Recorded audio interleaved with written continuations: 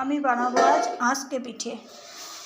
আঁশকে পিঠের সরঞ্জাম: এটা চাল বাটা, এটা ডাল বাটা, এটা জিরে আদা লঙ্কা বাটা, আর এটা স্বাদ অনুসারে লবণ।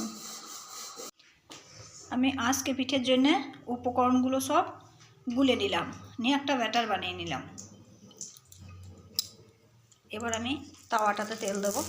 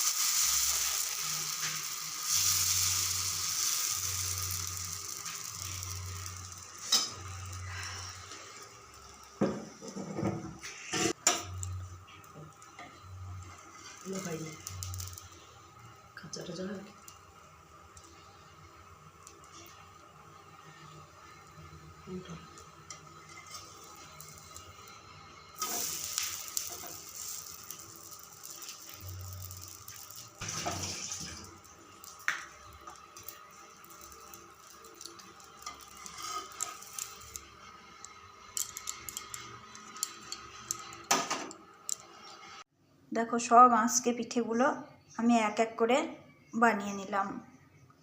তো আজ আমাদের রাত্রের খাবার হলো এই আঁশকে পিঠে আর ধনেপাতা আর বাদামের চাটনি, ধনেপাতা দিয়ে বাদামের চাটনি আর পায়েস। এটাই হলো আজ আমাদের রাত্রের খাবার।